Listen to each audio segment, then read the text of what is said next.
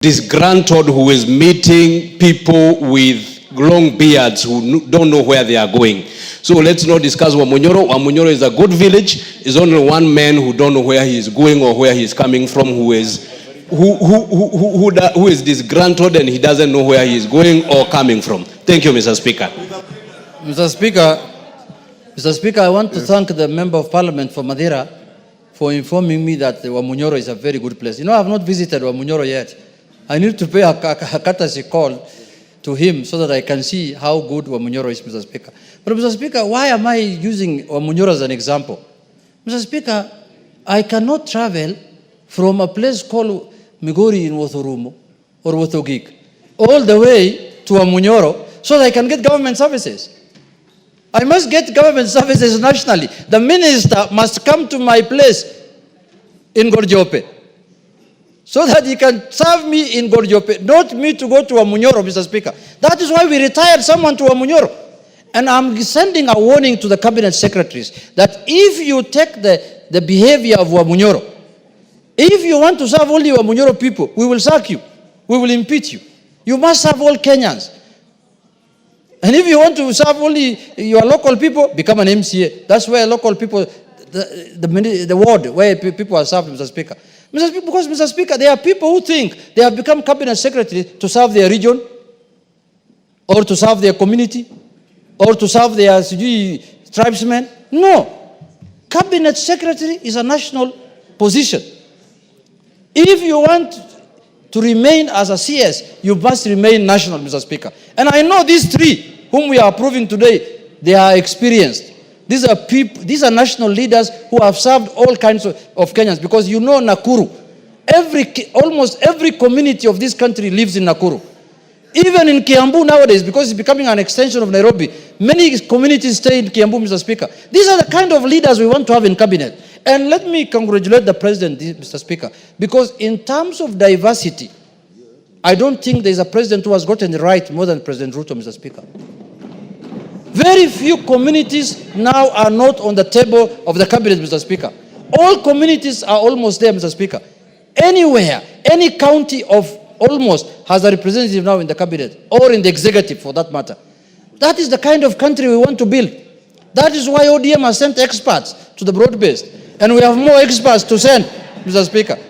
That's why we want to send more experts to government so that diversity can be felt, that diversity can be achieved. But the ones who want to retire to their village in Kanyambora, those ones should let Kenyans do other things, Mr. Speaker. If you want to become the chief of Kanyambora, just go and become the chief of Kanyambora. Don't bring issues here. Oh, so-and-so abducted my son, so-and-so did. No. Just go and... That will be another Munyoro Center. Just go to Kanyambora Center and stay there, Mr. Speaker. With those few remarks, Mr. Speaker, I support. Order, take your seat, Owen. Honorable members, I'll now propose the question at order number 12, which is that, taking into consideration the findings of the Committee on Appointments in its fourth report, on the vetting of the nominees for appointment as cabinet secretaries, laid on the table of the House on Thursday, 16th January 2025, and pursuant to the provisions of Article 152(2) of the Constitution and Section 3 and 8 of the Public Appointments Parliamentary Approval Act, Cap 7F, this House approves the appointment of the following persons as cabinet secretaries. 1. Honorable Muturi Kagwe, AGH, Agriculture and Livestock Development. Honorable William Kabogo, Information, Communication and the Digital Economy. Honorable Lee Kinyanjui, Investments, Trade and Industry.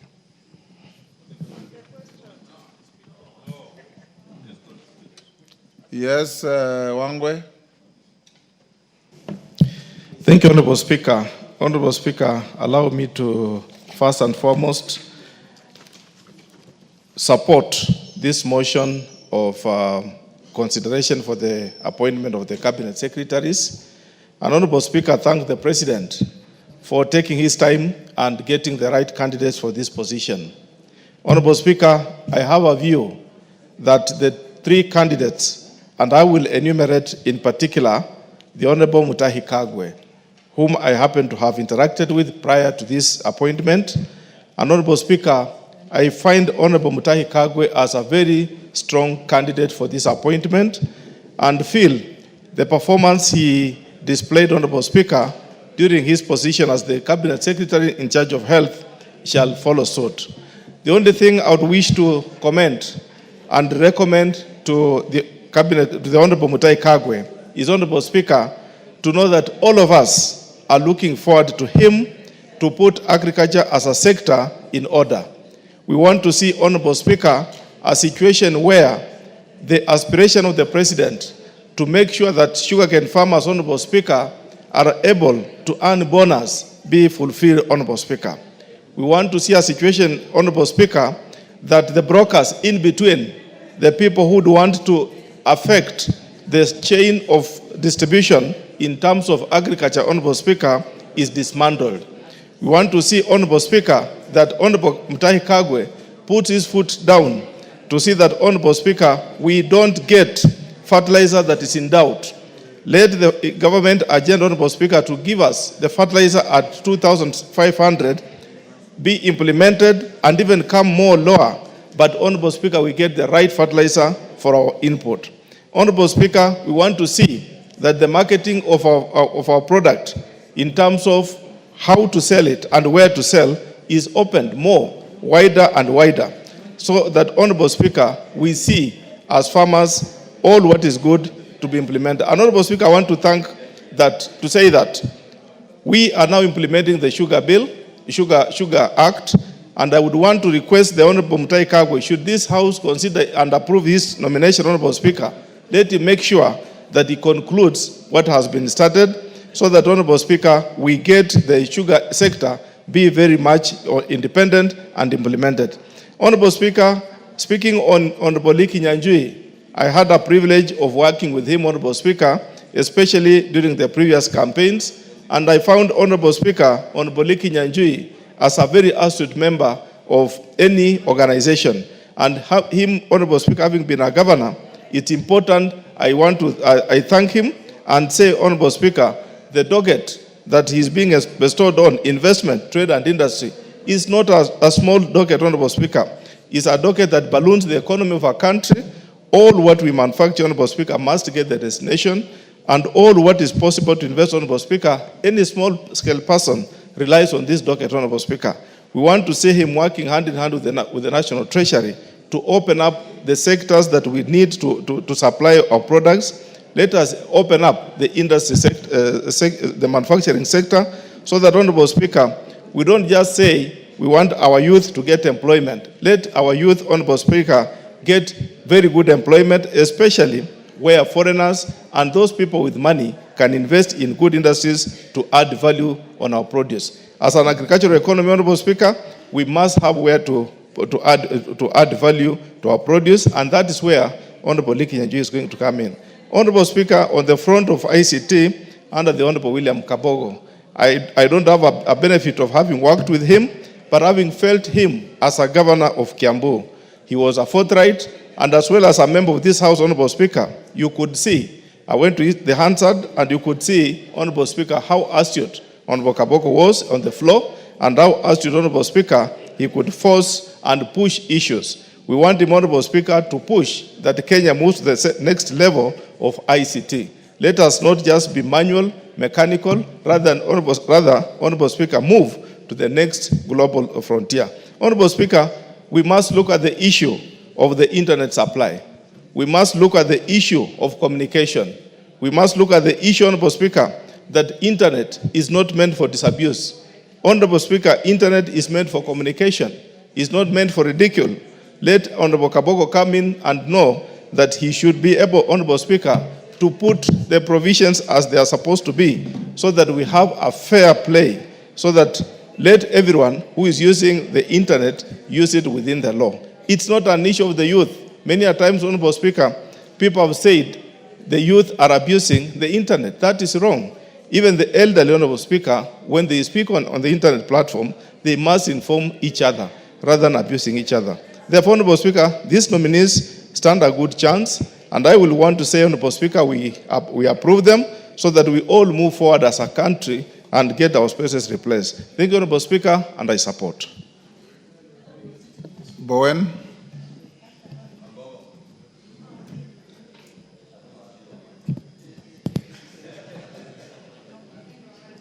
Give Kangogo the...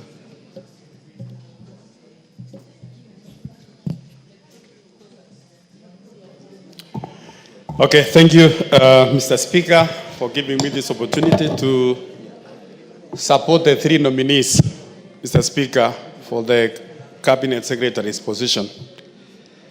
And Mr. Speaker, I want to say some few things.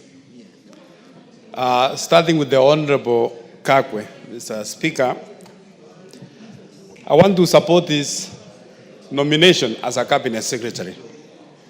Mr. Speaker, when the Honorable Kakwe was the CS for Health, at a very difficult time, Mr. Speaker, when the country was fighting the COVID-19, he proved himself, Mr. Speaker, that as a capable Cabinet Secretary in the Ministry of Health then. And Mr. Speaker, I want to ask the Honorable Kakwe as he moves to the Ministry of Agriculture. The agriculture is the backbone of our economy as a country. And Mr. Speaker, in the last few months, the Ministry of Agriculture has been on the wrong for many things, especially the fertilizer.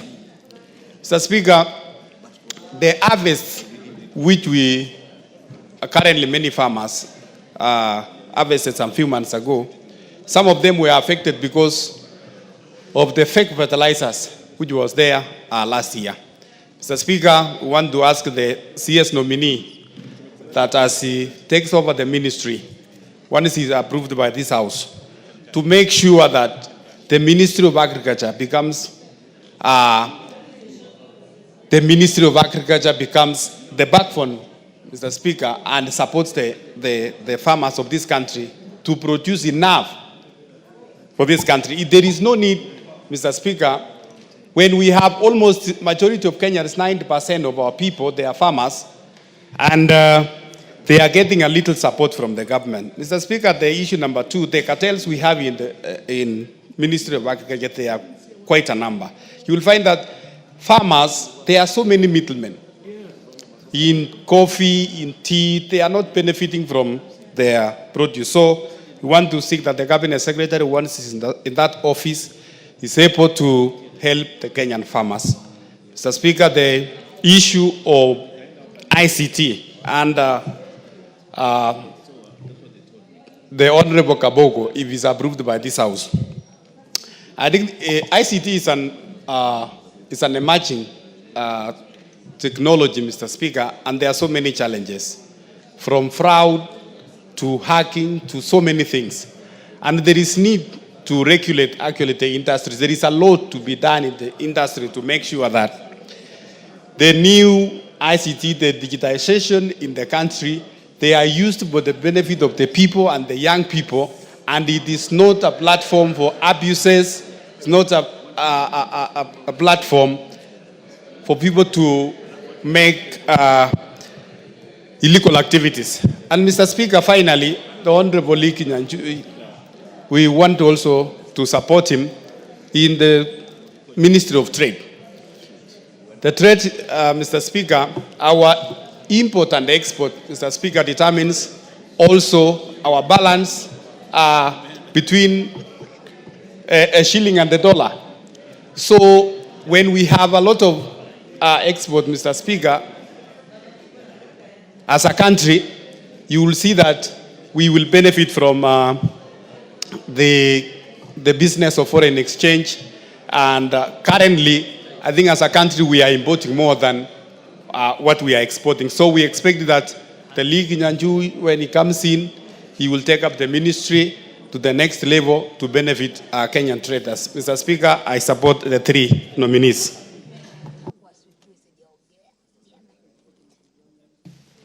Yes. Irene Mayaka.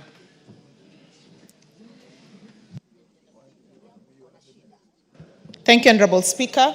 Honorable Speaker, I also take this opportunity to support the nominations of the three appointees being the Honorable Mutai Kagwe, the Honorable Lee Kinyanjui, and the Honorable William Kabogo. Honorable Speaker, these three all have one thing in common. They have a wealth of experience. They each have done unique things within the sphere of their previous appointments that make them exceptional. And Honorable Speaker, just as it has been said by our previous members, is that we really want to